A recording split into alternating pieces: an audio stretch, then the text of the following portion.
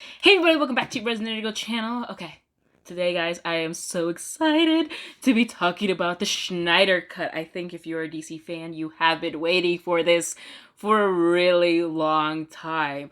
And I'm just so excited we finally got to watch it. And if you haven't watched it already, go watch it. But to give you kind of an unspoiled review real quick, I think I have to give it an 8 out of 10.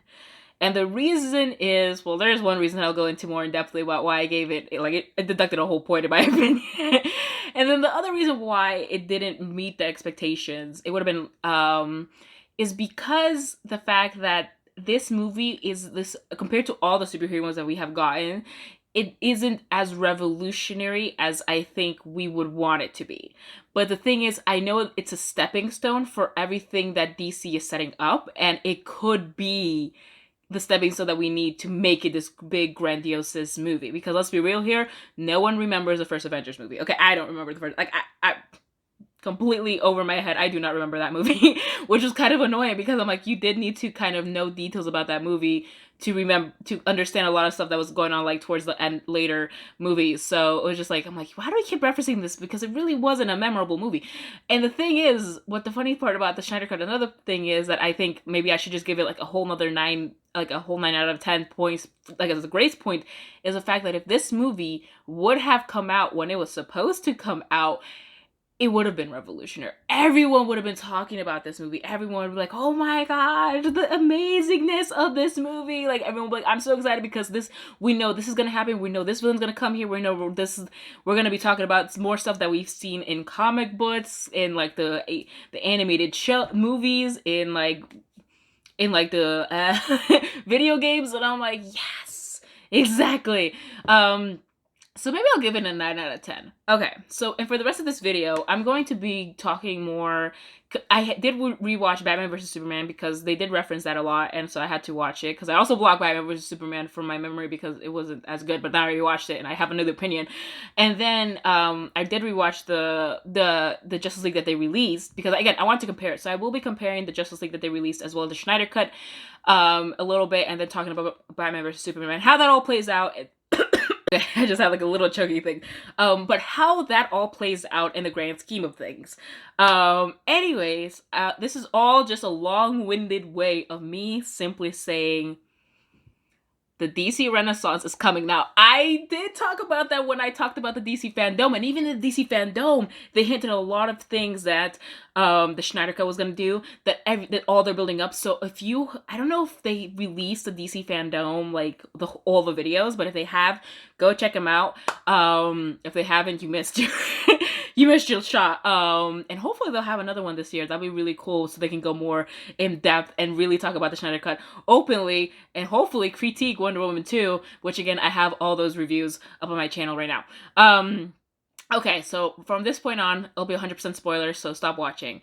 Okay. Alright, so one of the things that I think the first thing I'm gonna talk about is the biggest negative for me of the Snyder Cut is the fact that it made me loathe Ben Affleck's Batman a lot more. Now, I loved his Batmobile. Look at the Batmobile. I mean, I love this particular Batmobile because it's definitely Christian Bale's Batmobile mixed with the 90s movies Batmobiles that all the other Batmans have from Keaton and et cetera, et cetera. So, I did really like this Batmobile because it was like the perfect union, and I'm like, this is the Batmobile. I think definitely, I don't know if it's like my favorite Batmobile because I really like the 90s Batmobile. I did not like Christian Bale's Batmobile at all, but I really like this Batmobile. But Ben Affleck, oh my gosh, I do not like him. And honestly, the Snyder Cut actually highlighted how much I loathe Ben Affleck's Batman. Which was really annoying because I'm like, I'm so focused on all the subplots, but I can't stop focusing on how annoying he wrote this Batman. And I realized that it's not necessarily the fact that it's Ben Affleck, it's just the way that Snyder has been approaching this particular Batman. He's making this particular Batman more emotional, and I don't like that, especially because when Batman is wearing the suit, like there are moments when he has like these like, I have to save Superman, like I feel so guilty of what I've done to him, and blah blah blah, like he wanted us all to be together, and I'm just like, well, first of all, like I rewatched, I'm not kidding you, I just watched Batman versus Superman, and I'm like, I don't remember him at all saying we have to do this together, like really, like he was just more obsessed with like destroying like his own like kind of legacy. He's like, I'm a good guy, not a bad evil guy. But that's like a whole other thing. Excuse me. And so then when like Batman's like, I like so loyal to him, I'm like, why are you so loyal to Superman when honestly it doesn't make sense to me? And again, he's just so emotional and it just bugs me because I'm like, this is not who Batman is. Batman is, out of all the superheroes, so calculating. He is so cold. And I think that's why we all like Batman, you know? And it's also one of his greatest faults is the fact that he does have compassion for humanity, but he also sees how horrible it can be. So he's like, I need to be more analytical about these things. Versus everyone, they're like they have their hearts on their sleeves, you know. Like for Superman, they've already said it that Lois Lane is his biggest weakness. And like for all the other characters, I mean, we have Cyborg. We already found out about his dad and how close he was to his mom. The Flash, of course, he has his dad as a heartstring. We have Wonder Woman, who has Steve Trevor as a heartstring, and now probably we're gonna add someone else, and of course her mom. Versus Batman, he really is alone. The only person that really could pull at his heartstring would probably be Alfred, but no one knows who who he is or how close he is to Alfred. So I don't think they've ever really tried to kidnap Alfred. Have they ever kidnapped Alfred? Ever? I don't think I've ever seen that. Now that I okay, not the point here.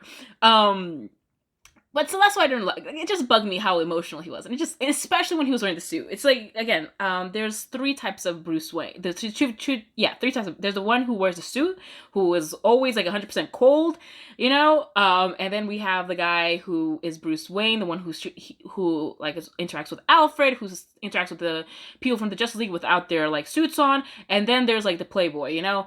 Between the Playboy and and Batman in the suit, he's very cold. He's a little detached. Versus that guy, he's more emotional, but not that emotional. So it's just very like irking, you know. Literally while I was watching this, I was like, the only thing I can really think of right now is The Dark Knight, when Christian Bale's Batman sees that it's not Rachel who he's rescuing, it's actually oh my gosh, it's Two-Face. I can't remember his name, the character's name right now. It's Two-Face, and he's like, oh my god. He's like, okay, it's Harvey. It's Harvey. He sees Harvey, and he's like, oh, and he still saves him. He's like, in no minute does he flinch or bat an eye or nothing. He's like, I'm still Batman. I can't just leave this and try and rescue her. I have to do what's right, and I have to do, and that's who Batman is. He's very cold. He's very calculating. At that moment, he calculated. He was like, I'm not gonna make it in time to save Rachel, so I have to save dead. So that's my biggest annoyance of the whole like Snyder Cut. And again, watching between Batman versus Superman and the Snyder Cut, rewatching the Justice League, I'm like, he's definitely a lot more like emotional in the Snyder Cut versus Batman versus Superman. I mean, in the first Justice League. And which kind of leads me to the point where why they decided to rescue Superman. So the thing was that it really annoyed me was the fact that, again, in the Snyder Cut, he's like, I need to save Superman because I feel so guilty because I blah, blah, blah. And versus, like, in the other one, like, they actually show, like, yeah, Batman still, like, you know, Bruce still has all these feelings. However, all the other superheroes are kind of like, do you really think it's a good idea to raise someone from the dead, and especially someone that we don't know what could possibly happen, you know? And especially when they see Cyborg, he's like, yeah, I am part of the unity, the part of like, I was created by the mother itself, but you know, there are still things in me that have changed. I'm not the same person. So I'm like, imagine that of a regular teenage kid into like the superhuman meta guy. And I'm like, they touch upon this in the first Justice League, but they don't touch upon this in the Snyder Cut, which really annoyed me. Like, everyone was like gun ho except for Alfred, who's like, do you guys really think this is a good idea? Like, we don't know what we're letting loose right now. And yeah, and I also didn't like the Snyder Cut's version of Lois Lane either, just because I'm like, I don't think Lois would actually just sit at home pining for Clark, one. And two, I just found it a little too convenient that she was there when he got resurrected, versus, like, again, in the first Justice League, Bruce actually, he's like, well, I know Clark, and I know that he's actually more emotional, and he even says, and that's what I liked about the first Justice League too, he's like, Clark's more human than I am in a sense, because he created a life here. He set roots, he fell in love, he found the love of his life, and he knows how valuable Lois is to Clark. And I thought that was really interesting, and I was like, and I thought, at that point, that should have been in the Snyder Cut, not everyone bound that. And I also like the battle that he has with Diana. He's like, you know, he talks about how the fact that she wasn't really being a superhero because she's been like in isolation, which again hints at the Wonder Woman movie. He talks about like he kind of goes on. He's like, I need to do this because he's kind of the beacon of hope in the world that we kind of need. And I'm like, and he gives a more explanation of why we need to save Superman. Like it's for the world versus in the Snyder cut, he makes it seem like, oh, it's for my own selfish reasons, which again, it's not very Batman-y, which is again why I didn't like it. But let's now talk about the rest of the greatness. Now, taking away the Batman aspect, okay, let's just throw that out the window. Everything else was amazing. First of all, Cyborg levels up. Like, actually, we get a great backstory for him. You know, we get to know more about his dad. The thing that happens with his dad. I don't want to spoil it too much for you guys, but I'm just like, oh my gosh, we were all there, even though he is Command from Scandal. Like, I mean, if you know, you know. But I was just like, it was really good, and it was really emotional, and I love the fact that we get to know more about Cyborg, how he sees the world. That was also really interesting thing to see, because how he sees kind of like all that data. I was like, that's really good. And then we get a backstory for the Flash as well. I mean, did we really need him to have like that whole like random romance? No, we didn't. I did really like to know more about his dad and how his dad has like been in jail like for a murder against his mom, and I'm like that he didn't commit, and I'm like, oh, this is all very interesting. Like, I would like a separate movie from this, please. And then, of course, we get the Aquaman. I think pretty much has a very similar backstory, and especially we get the Aquaman movie. So, can we also redo that movie?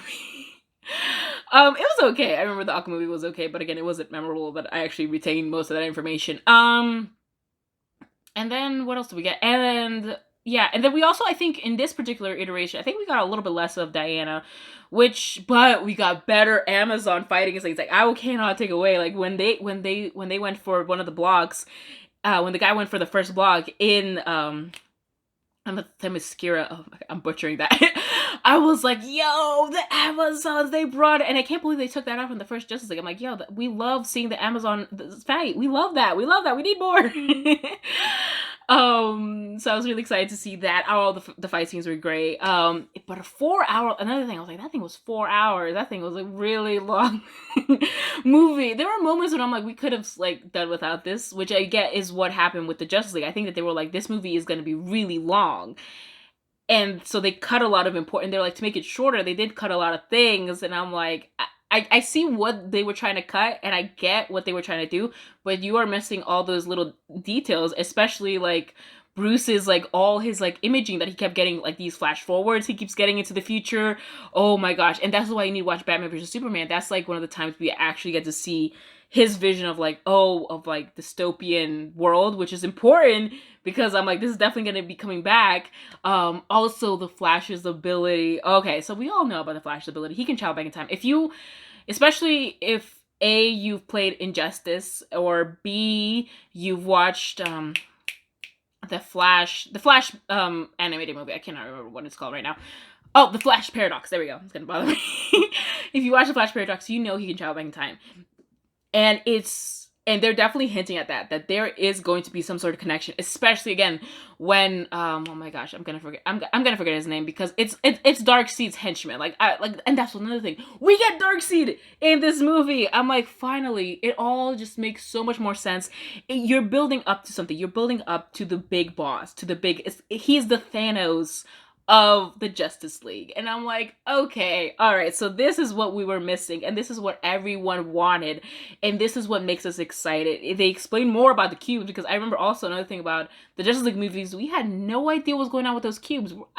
It totally went over my head. And that random guy, again, I don't even remember his name, and I watched him now in 2 movies. Like I said, I just rewatched the Justice League movie, and I still remember his name. But now we have Darkseid, and it's so exciting to finally get to see him. As well as talking more in depth about the Flash. I also like to see the Flash like growing into that ability. Like he's like, you can tell he doesn't know the full potential of him traveling back in time. Or if he does, that might be in the Flash movie that I hope they're working on, that's already in pre-production, where he's already gone back in time or something. So, and he's like, and he knows the dangers of it though. He's like, he either like doesn't really know how much he can go back in time, or if he does, he's like, this is very dangerous. And he does know how dangerous it can be. And I love that. I just love the fact that in this particular Justice League movie, it really was a Justice League movie. Because another thing about the one that they ended up showing was that literally that Justice League movie was kind of like, we need to wait for Superman. Like, literally, that was it. I was like, you guys can't seem to do anything without Superman. Versus this particular movie, we got to see all the members of the Justice League working, showing their ability, showing their strength, and both emotional, analytical, physical, or ability, they were showing their strength. And I love that. I love the fact that they were actually working together, and it was a beautiful in synchronicity, and all of that. And well, I guess, and then we get to see Superman. I guess the only thing, I think they keep Superman pretty much the same, like most of it, except for he wears a dark suit. Superman wears a dark suit, which I get why people are excited, but I personally just like the blue, red, and yellow type of suit. That's just me. I really do like that suit better than the black suit. Words, face, the same. I think the thing that they mostly change and emphasize is the fact that Lois is the biggest factor, which again, they're hinting at the Batman vs Superman, which again is when the Flash comes and like warns Bruce, he's like, Lois is the key. And here they're really emphasizing that, which again, if you've played Injustice, or I think it is the first Injustice, if you play the first Injustice, you see the fact that like Batman something happens to Lois dies when she's pregnant, and everyone's like, oh. And here the fact that they're hinting at the possibility that she might be pregnant, so clearly there's something going on here. And especially that we might be getting into Injustice territory, which I'm like, finally. I know we all would love to see that in theaters, going more in depth and just starting at the beginning, because I think what about Injustice was we go into the middle of everything, you know, like it's already happened. Lois has already died. We have Dark Superman, like all of this. Versus now they're starting at the very beginning. I think we're gonna go to see Superman grow dark, and I love the concept of Dark Superman. I have always loved the concept of Dark Superman. It really started in Batman Beyond. There's like this one part, I forget, he gets taken over by Meta something. I can't remember who the villain, but he gets taken over by this person, and he's already old. And that's the thing I loved. I love the fact that Bruce was already old, and that Terry McGinnis was like the Batman.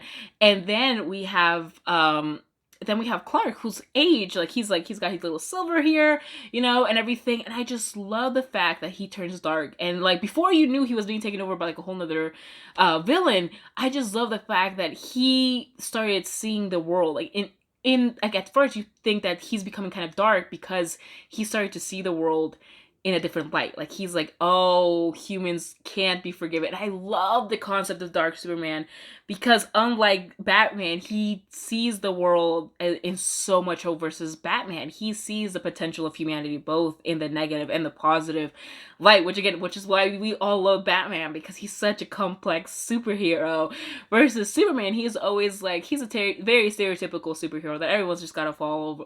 But to see him turn dark is just, it's a very interesting cause. So I'm very excited to see Dark Superman and see how he gets to that point, and just hopefully they do a good job, because literally everything about this movie is setting that up for. You're setting up for the fact that Darkseid is coming back, like, and he's coming back with all his army. Like, we see that, okay? We get a whole, like, I think, how long was the clip? I think it was like at least a 15-minute clip of the dystopian Earth, you know, and how they're trying to escape. We see Jared Leto's Joker, which again, I did like Jared Leto's Joker. I did.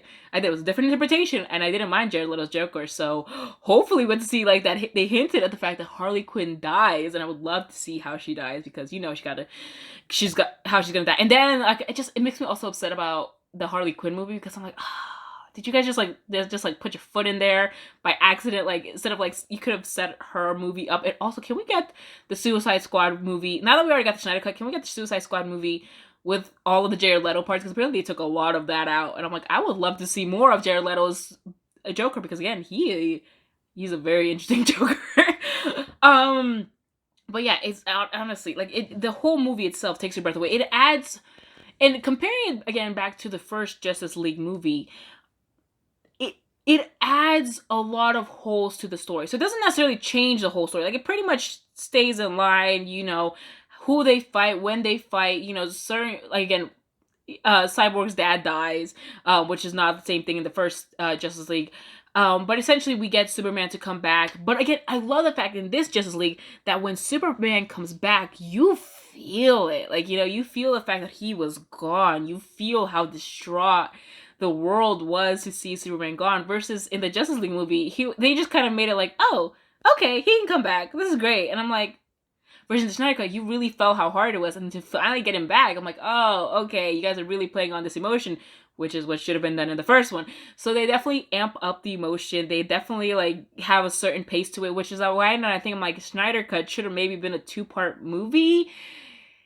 But then I'm like, no, because it doesn't like I do think that they could cut this movie down to 3.5 hours, because again, there's just certain things that they just go on for like the first scene. We literally have Batman going through mountains for a really long time. Like, I think it's got to be 5 minutes, because we got like these opening credits. I'm like, we could have really, you do guys realize we could have just chopped this up, right? I wouldn't have to be sitting here like for 4 hours, because we got things to do, okay? Because I understand what happened, how like the movie got cut to what it did, like as I'm watching the Snyder Cut, because I'm like, you were doing so much, and I get what you're trying to do and the pace that you're trying to maintain, but at the same time, something had to give, and you should have fought more for certain things. Like, again, he should have fought more for Cyborg, should have fought more for the Flash Paradox, and should have explained. I don't know, like maybe he did fight for these things, but I'm just like, I think there was like something going on where I'm like, there was some sort of lack of communication, because the essence of the movie of the Justice is still there in the Snyder Cut, and I'm like, so they didn't totally revamp the movie completely. There's a lot of things, and again, there are even things in the first Justice League that I did prefer to the Snyder Cut, and it has nothing to do with the plot. It's just mostly like just little details that I'm like, I think it could. And again, it was certain scenes that I'm like, it could have been faster paced than what they were, because of, like I said, it was a 4 hour, and rarely and this movie does not justify this to be a 4 hour long movie, or to even be divided into 2 parts. It just doesn't. Like, again, just comparing it back to the Avengers, like especially the last movie, I'm like, it doesn't get, that movie was 3.5 hours, and that whole movie, like the whole time you're just like, what's going on? Like, literally, as I'm watching the Snyder Cut, I'm like, there was a point where I'm just like, there's a lot of detail, and yeah, some of the detail is amazing, but it's just, I'm like, it's not a good enough detail where I'm like, I think we need this. So again, which is why it's a 9 out of 10 for me. But yeah, but it's still a good movie. It's still a great movie, and I think it meets all of our expectations.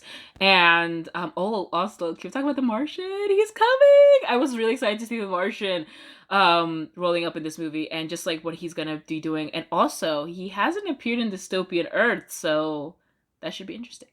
All right, so I'm so excited for the DC Renaissance, you guys. I cannot wait until until we get to see more. And I know that Justice League 2 is already in pre-production, and I hope Schneider's already on top of it and will give us everything we need, and everything that I think as fans we are really hoping for. All right, guys, thank you for watching Resident Nerd Channel. Bye.